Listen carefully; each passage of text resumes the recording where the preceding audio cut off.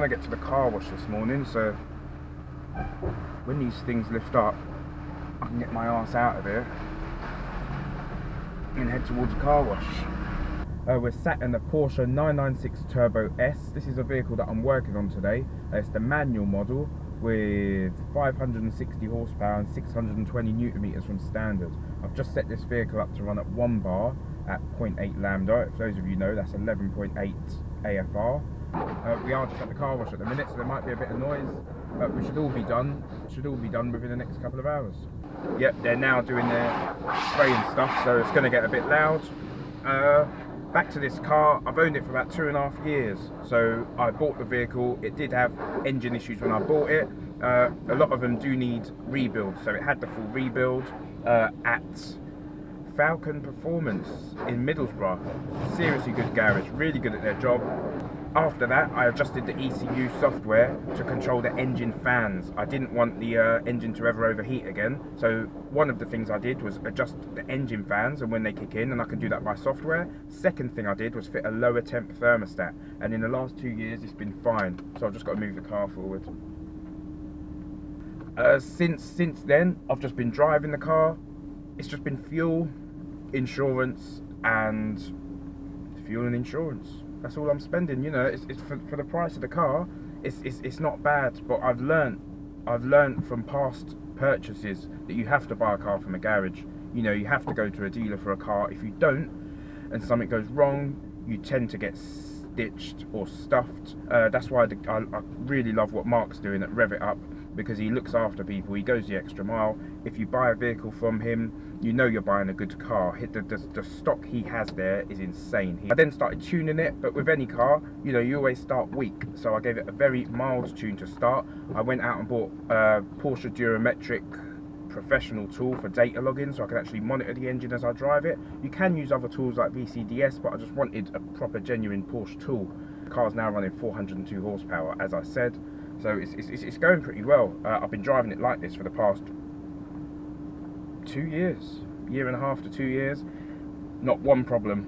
You know, I stick to servicing, I over service it, I change the oil more than often, and that's how you look after a car.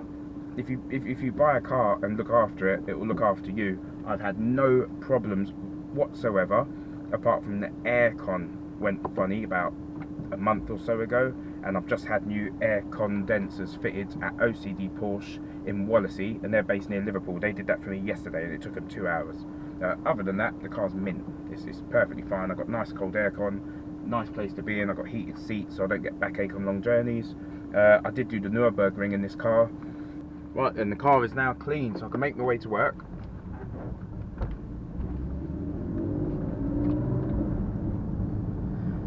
And see what's happening at Rev-it today. So I don't like doing physical modifications on cars. I just like to do software only. So Mark, the owner at Rev-it, his Audi RS7 that I remapped for him is a 560 horsepower car as standard, 700 newton meters standard, and I've got that car up to 682.3 horsepower, which we measured on the dyno, with 900 plus newton meters. The reason why I'm saying 900 plus is that the dyno stopped at 5,600 RPM, so I wasn't able to test the full power of the vehicle, which was a bit of a downer. The rolling road we use is a Daztec 4-wheel drive dyno, and it's rated to 600, sorry, I just had to push in front of someone there. It's rated to 650 horsepower. So obviously the dyno read up to 682 horsepower, but that was it, so that's as much as it would show. But we are now on our way to the Rev-it UK showroom. We have had a driving simulator installed, so I will be having a go at that. Today we'll get that on camera. Gonna have a look around the workshop, see what other cars have come in. I know there's a few vehicles for sale. Mark has just put his Ford Focus RS up for sale. Let's see who's coming on the bypass.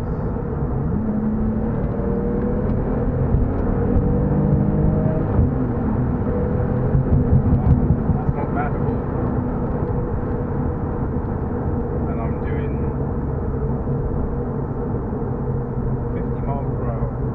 I'm not on Facebook this week, I'm having some issues with Facebook. So I won't be using my personal account. I should be still on the Rev-it page, so I'll be able to post bits and bobs. But I'm going to stick to YouTube for a whole week, which is fun for me because I get to film myself. I get used to using a camera.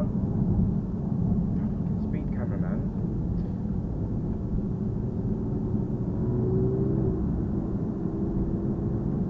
You know, when you get past it, you just press the throttle. The unit to me on my left, all 3 units are in front of me. Somebody's just parking their something. It looks like some big old Jeep thing.